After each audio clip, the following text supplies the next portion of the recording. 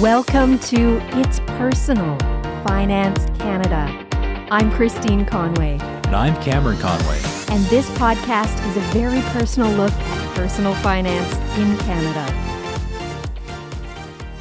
Welcome to It's Personal Finance Canada. I'm Christine Conway, here with Cameron Conway. And if you're in BC, Alberta, Saskatchewan, Manitoba, Ontario, or the Yukon, feel free to find us at braunfinancial.com. So today we want to talk about how to build wealth. I mean, wealth means so many things to so many different people, wouldn't you say, Cam? Yeah, it sure does. But I think the number one way to get wealth in this world right now is just to already have the wealth. Already have the money, or born rich, that helps too, right?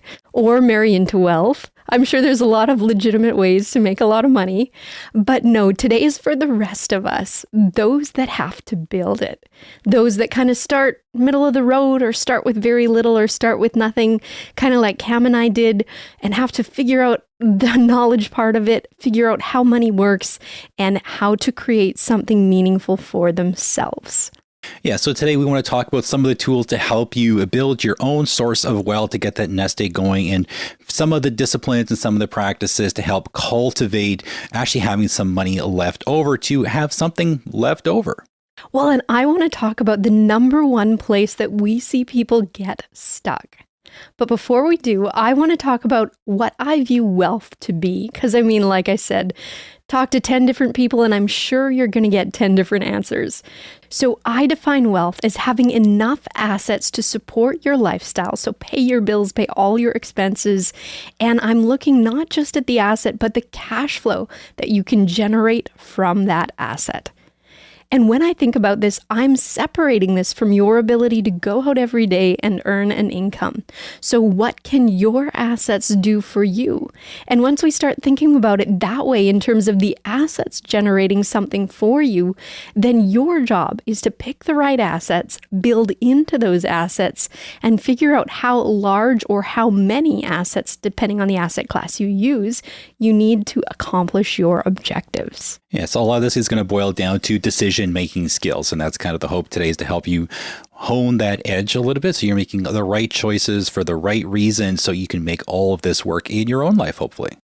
And to separate wealth you have to work for versus wealth that is based on your previous efforts. So actions you've taken in the past to build something for the future.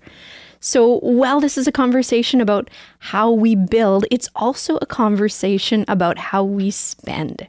And that brings us to the number one problem that I see with people when they're talking about why they feel stuck and why they can't seem to get ahead financially. So let's flush out this problem. The problem for me is that we all have limited resources. There's only so much coming in for most of us, and you need so much money to survive. So there's kind of a progression or stages that we go through as we're trying to build our wealth. So that's what I'm going to go through a bit today. And the first stage where we all start is in survival mode. Seems pretty self-explanatory, hey Cam? Yeah, if you want to get a little philosophical, this is essentially the I spend, therefore I am phase. I know it's a little early for Kant, or when you're listening to it, it'd be too late for Kant. It's never the right time for Kant. It's never the right time. But survival mode is exactly that. It's the spending mode. It's characterized by I don't have enough. There's lack. I want it, but I can't have it. So there's no thought to the future, or maybe it's I really, really wish I could get to this place where I feel okay financially, but you're stuck in this sense of my money is going towards now. The anxiety exists now. And when there's an unexpected bill or something breaks down, something goes wrong, or there's something coming up like a special occasion or Christmas, happens every year, what are we going to do to find that money? Yeah, this is the time in your life where money is essentially like playing the game of hot potato. You get it in your hand, you have to throw it away as fast as you can to someone else who throws it away, and then eventually it gets back to you somehow, or it's gone forever. Who knows? It's actually a perfect analogy because it kind of It perfectly illustrates how quickly we spend every single cent that we have when we're stuck in survival mode. And sometimes in survival mode, you're trying to scrape together that few bucks to either pay down the credit card or the debt or whatever it might be, or even to put into savings, but it never feels like enough. And you always find yourself having to spend what you've put away on that next thing that comes up. And this is where we start to see mentality changes. And this is when you're in there for a long time, you get stuck in these thought cycles. And the thought cycles are things like, this is never going to change. It's always going to be this way. I can't catch a break. It's not going to work for me. And when you get thought in these thought loops, this is when you're having this expectation of something going wrong, and this expectation that an unexpected expense is going to come, and it's just a repeating cycle. Yeah, and this is where a lot of people usually start off with, and this is the hardest part to get through. And there is sort of like those psychological barriers that can kind of keep you trapped in this kind of mentality, right? Absolutely. I think the trap happens when you start to believe that you can't change the outcome, and that nothing that I do is going to be enough, or nothing that I do is going to move the needle or get me to that place where it actually makes a difference. But this is where I would say you can get out. It's just knowing how. This is the point where you voted for every single political party and nothing has changed. Oh, no. This is the point where you can't make up your mind, so you've tried 20 different things. And this is where you have to double down and kind of look at yourself. And yes, it's hard to do. And yes, it sucks to have to do. But at the same time, if the odds truly are stacked against you, what can you do to move out of this? And there is a universal step that we all can take to move out of survival mode. And there really is only one clear way out, unless you get lucky and inherit a bunch of money, or win the lottery, or otherwise get a windfall, or cut your expenses dramatically. It's by subscribing to this podcast. Like and follow, 5 stars. No, it's to create, well, yes, that helps too, but to create extra cash flow. And the reason it helps to subscribe to the podcast is because we'll give you great ideas like this to show you how. Shameless plug. Creating extra cash flow. So this is more money coming in than you need to live. So this means you're going to have to hustle. You're going to have to grind like crazy temporarily. You're going to have to take a hard look at your skill sets, work that overtime. But before you invest heavily in a new way of creating money, think about who's going to buy it. How much will they pay for it? Is the grind worth it? People always confuse their passions, the things that they love. They're like, oh, I'm really good at this. I can make so much money. I fall into that trap all the time. It's not about you. It's not about me. It's who will want this, number one, and who will pay for it? And will they pay enough to you to make it meaningful that you spend your time on that activity? So business, in my mind, is the number one way to build wealth. But like I said, it's not about what you want to create. It's actually an act of service towards someone else. Yes, this is sort of the whole Etsy culture where you have your hobby, you want to make the things you want to make, but at the same time, you want people to buy them. So there's a bit of that compromise of what do I enjoy versus what people will actually spend money on. What do they need and what will they pay for? Exactly. And how much will it disturb you? No, that part is aside. No moral judgments here. So let's move on. Let's figure that you have done your soul searching and you have come to the place where you now know where this extra cash flow is going to come from. So what are you doing? You are creating an active income to meet your needs. Now, if you've been stuck in survival mode for a long time, what do you think is going to happen next, Cam? Depression. Oh no, that's what happened in survival mode, along with the anxiety and all the negative emotions that come with lack. Super depression. What's going to happen? A midlife crisis was mine. But no, once you've moved through all of those terrible things that we all experience at different points in our lives. Nihilism. Oh dear. Stoicism, is that in there next? Or no. Okay. Just a little too optimistic in that one. Or I won't show any emotion at all. I don't think anyone's ever called Stoicism optimistic. Completely void of any emotion. We've exceeded our philosophy references for this episode. And as you'll note, Cam is the resident philosopher, not me. He could you mentioned Kant is all downhill. I told you that at the beginning of the episode. It's not going very far. So let's get back to how you can get out of this cycle. So you've created that extra cash flow. You know where it's coming from. What is the number one temptation now? Let's say it a little bit differently. Spend it all. Absolutely. Lifestyle creep is going to get you. Followed by show them all. Well, that's been happening to get you out of this. You need some motivation to get out of a hole, and that motivation, unfortunately, is usually negative. But sometimes it's, yes, absolutely. I want to impress someone. I want to impress my family. I want to impress myself, my spouse. I want to just have better things. This is where people get stuck. So you find yourself for the first time in a long time with more money than ever in the bank, and suddenly, as if by magic, you have nicer stuff. You're eating better food, you have a bigger house, you've taken a larger vacation, and you're back in the same trap. Your expenses have increased, and you're back in survival mode because now you've tasted that new luxury and you don't want to go back to where you were before. So the core problem here is that extra income has not gone towards buying or creating assets. It's gone towards creating more expenses and a higher lifestyle and a higher expectation that now you're going to have to work even harder to meet. So now you're grinding again. You're in the hustle. You're earning more money. You're trying to level up your business. You're trying to level up your life again. And hopefully next time, after you learn the lesson going through it, it won't be to buy more stuff. Yeah, so this is the first big hurdle to get through where, yes, you want to increase your quality of life. You want to have the things you couldn't have before, but you have to really throttle your spending or it's really easy to get back in the same hole you were in before, just with some nicer stuff or more expensive stuff or just a bigger amount of debt. Well, that's it. And we're not saying that moving up in life is bad. Absolutely not. We've done it ourselves. There's absolutely nothing wrong with giving yourself and your family the best lifestyle that you can. Yes, we moved on from St. Norbert, Manitoba. Yeah, find it on a map, people. Good luck. It's quite the move. Yeah. But the truth is that it's all about, like you said, creating a good life for your family, for your future. But you have to get to a point where you're like, this is enough. I am comfortable now. I can live with this level of comfort, of middle class, of whatever it might be. It's good now. Because the reason you got stuck, the reason you didn't make forward is you were buying depreciating assets or you were buying too much of maybe a good thing, but that's the problem. So now the mentality switch that has to happen is away from buying depreciating assets or liabilities and buying appreciating assets, looking for ways to put this extra money, even if you have to grind all over again to create a new margin and restart the cycle. You're not buying a monthly payment for your car now, or you're not buying a new payment for your lease. You're buying something that will then grow for you and create wealth for the future.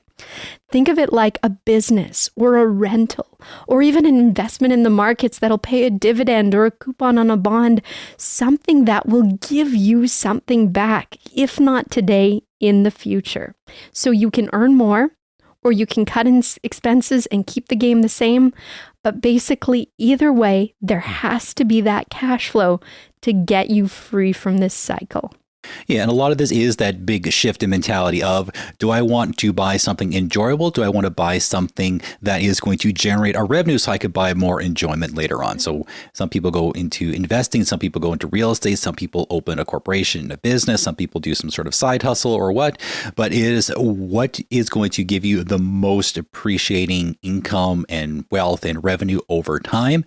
But you have to be willing to kind of sacrifice a little bit today to enjoy more tomorrow. That's it. You're putting your money into an asset, not into a liability or not into something that you own that could depreciate over time. That's the mentality switch. That's the biggest change, and that has to occur in how you're thinking.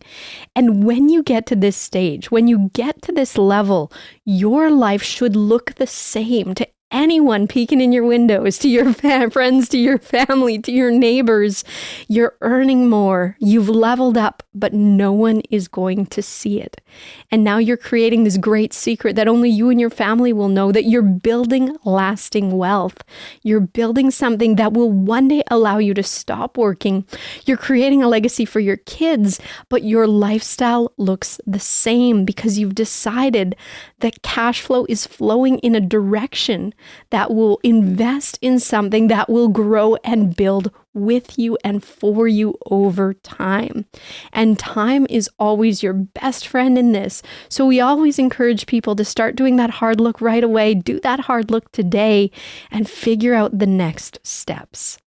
Yeah, and hopefully these next steps are things that you actually enjoy, or it could be a skill set that you're not using in your regular 9-to-5 job or other areas of life. So hopefully you can use what you want to do and kind of use it to supplement these areas. Like I had a great uncle where on the surface, he was just a wheat farmer in southern Saskatchewan, but by night he was an aeronautical engineer who would build World War II planes for museums. And that's how he made a secondary income.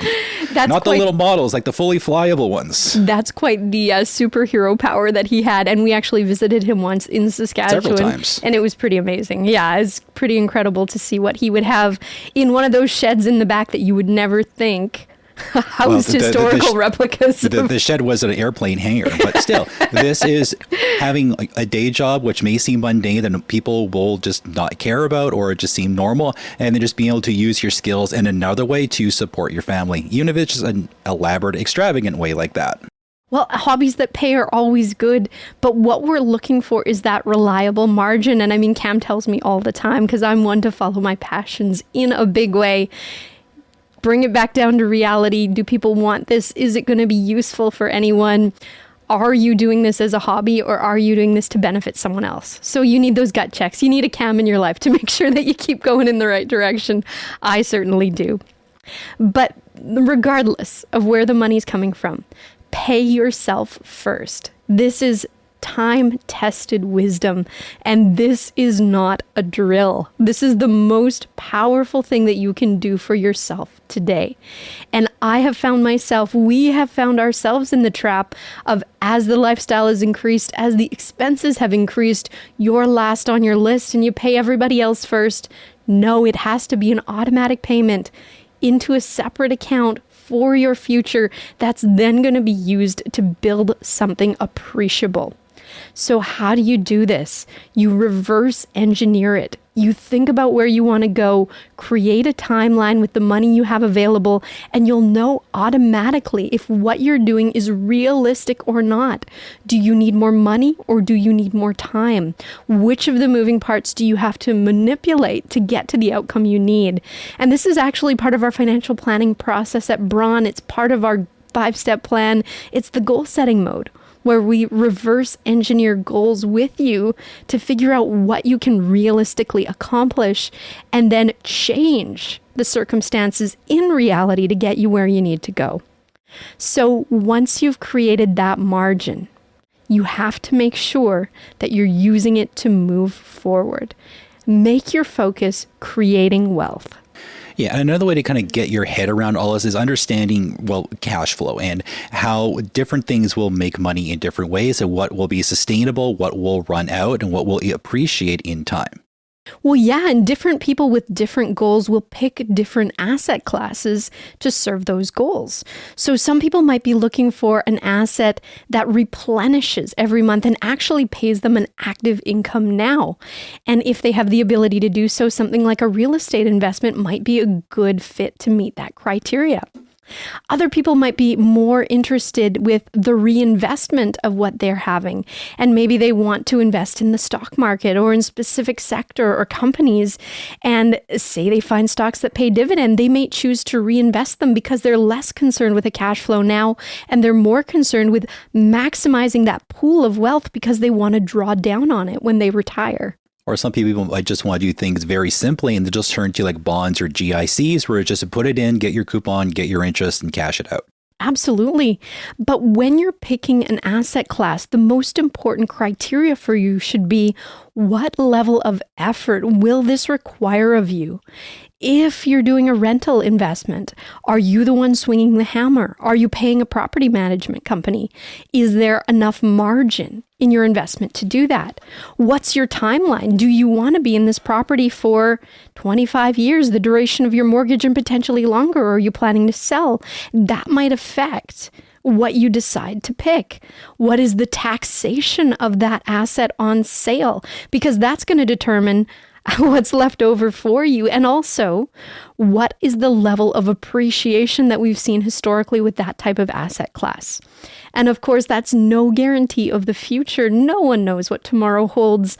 No one knows, but we can look at what's happened in the past and said, okay, well, this was reasonable at this point in time. Maybe it's what we could reasonably expect going forward. Yeah, and the downside to all this is you have to put in the work. You have to figure things out. You got to get the plan together. You got to get the information together. You got to get your own understanding together, or just outsource it to ChatGPT and ask them to do a business plan and hope it's actually real.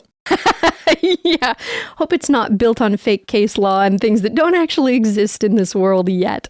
Well, and businesses, like I said, are, I think, some of the most tax efficient incorporated businesses are some of the most tax efficient and wonderful ways to build wealth if you're planning on being very heavily, actively invested in this.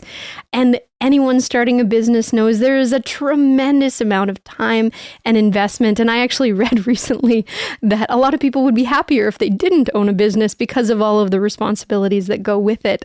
But it's an incredible tool. And once you have them running and in the place that you want, and you know your industry very, very well, this can be a smooth machine that creates wealth for a lot of people. Businesses can give great margins, and the tax rates are much lower than earning personal income. And there's a lot of deductions that you can take for legitimate expenses that your business has that helps so much versus trying to do it all yourself on your own personal tax return. Yeah, and we know there's interest for people out there because our big everything all about small business episodes still are our highest rated watched show. So we know this is something that people are looking at and considering, especially if you don't have the money for real estate or you just don't want to deal with being a landlord. Businesses is kind of like the second best option right now, or investing, or just having money to start with. Well, that's it. And we've talked on previous shows of if you want easy stocks and bonds or managed funds or ETFs are kind of the easiest way to get in with a low amount of capital right away, right? So that's, I think, why they're so popular. You can do a lot of research yourself. You can pay someone else to do it. But in terms of the actual management of the investment once it's purchased, a lot of people are kind of set it and forget it types, right? You can work with firms like ours where there's a lot of process of an active mind picking and repicking and shuffling the deck and then shuffling it again as things change. But that's a whole other story for another day. I found there's two groups. There's set it and forget it, and there's set it and freak out about it. Set it and call us every time the market moves. Yeah. Or set it and learn and relearn and relearn and relearn again. But education in all of this is so important. So we're happy you're here today listening to the show because that is a huge step. Understanding is the knowledge that you need. Understanding is the power that you need to kind of get yourself to that next level. So what point are we trying to make? Whatever your day job is, whatever your active source, and by active source, I mean what you have to personally do to generate an income, whatever that is what should be used to create some type of margin to fund your passive source. And for a lot of us, bonus points, if you can take the money from your passive source and reinvest it again to get that thing even bigger. But this works best when you have two things going, when you have an active source, a job, an industry you're involved in, a business, whatever it might be, and also something on the side that is generating income for you, whether it's your stock portfolio or a real estate deal, or even a more passive type business, whatever you want. Active is fine too, but we like having two different sources and one feeds the other. So what is the goal that we're trying to get to? What is that holy grail that we're all trying to accomplish? Cam, I'll let you have a jab at that one. Make more money? Make more money, but I would say if you're going to test it, when your passive income, so money you do not have to work for, you do not have to sweat for, you do not have to show up at 9 o'clock and stay till 5 o'clock for, exceeds your expenses and your income need, you are free, regardless of your age. In my mind, this is the definition of freedom. You can still be working. You can still be grinding. Maybe you love the hustle. I do. You can still go for it, but you're no longer relying on that income to survive. And survival mode is so far behind you. And the sweetness of all of this is when the passive income, the income coming in from something you've done in the past, is strong enough to pay some of your bills for you. That is so far from survival mode because now your past actions are paying your bills. Your past actions are funding your retirement needs. Your past actions are letting you pay for that vacation. And that feels so good for a lot of people to see that wealth, to see their rate of return grow, to see how that what they've built is continuing beyond the effort that they made. Yeah, if you want like a gardening analogy, there's a difference between planting an annual and planting a perennial. One you plant, it comes up and it's gone, and the other one, it just keeps coming back. And that's what you want with your investments, with your smart cash flow decisions, is for this income, this stability to keep coming every single year as long as you need it or want to give it away to someone else. Absolutely. And that's why I love incorporated businesses. And that's why I love real estate. It really is that simple. Is it easy to do? Absolutely not. Can this take decades? It can be your whole working career to achieve. Absolutely, yes. Is this dedication? Is this late nights? Is this doing things you don't want to do? Yes. Is this having to hire a lawyer and an accountant and a good financial planner? Wink, wink, nudge, nudge. Yes, absolutely. It's not hard in concept. It's simple to understand, but it is a grind to do. So this is where the dedication and the clarity on the why you're doing it is so important. And never underestimate the power of good advice. I still take recommendations from my lawyer and my accountant because I'm not an expert at everything. I'm good at staying in my lane. I know what I'm good at, but I need other professionals to guide me as I make my business decisions. And so do you, so do we all. None of us can be good at everything all of the time. Yeah, so hopefully this is making sense to a lot of you, but I guess what is one way to kind of cap all this off so we can have something that we can take and go out and apply, or just listen to this episode 5 more times? Yeah, so maybe this one was a little bit more conceptual than what we usually do on the show, but that's okay. It's a 30-minute show. Some big picture thinking is so important to get the vision right, to get that grand objective right. And the details are the actual steps that you're going to take in the day-to-day to do it. They're very different things, but if we can get you to think big picture today, then that is what we wanted to accomplish. So summary, what are you doing in practice? So you're going to take the cash flow that you created to get out of survival mode when you were grinding hard, but rather than spending it on today, and rather than buying another liability or buying a depreciating asset, you are going to buy an appreciating asset. You are going to buy something that creates wealth for you. So you are going to go through your budget and set aside the amount of money that will meet that goal, whatever that goal is, and you're going to transfer it regularly into a different account until you have enough for that down payment or to buy those ETFs or those managed funds or that stock.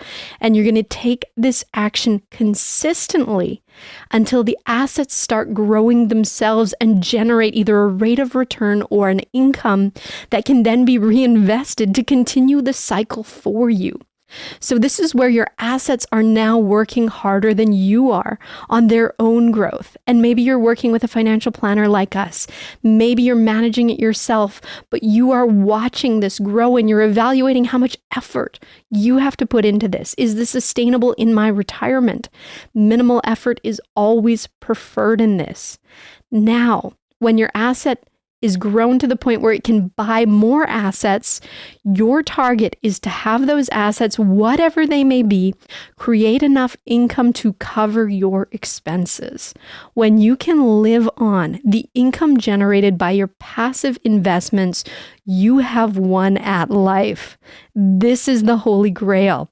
You're financially free at that point in time. You can retire tomorrow if you want to. And even if you continue to hustle because you love the grind, that was your decision. Now, bonus points in a big way if the assets that you've purchased are something you can transfer to the next generation.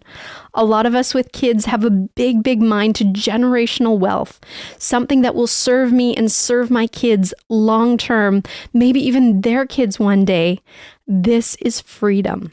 This is financial planning at its finest, because it's not just trying to set up something to help you today. It's trying to set up something to help you retire, help you during retirement, and then help the next generation. If you and your financial planning team can think this far into the future, this multi-generationally, you can do incredible things for your family name, and your wealth. You can maximize experiences today because you're spending passive money that you've worked on in the past, or right now, I suppose, if our timeline is a little timey-wimey, to create them over time. So if you'd like to talk about things like this, and you're in BC, Alberta, Saskatchewan, Manitoba, Ontario, or the Yukon, find us at braunfinancial.com. There are a few things that we look for in clients as well, because we want to pick people that want to work with us over the long term to build wealth. If you meet the criteria, and if we feel that we'd be a good fit to work together, hopefully we can help you create your own wealth plan and take those next steps. And if you just want to learn and listen to the podcast, by all means, join us along for the ride. So until next time, take care. And all the best.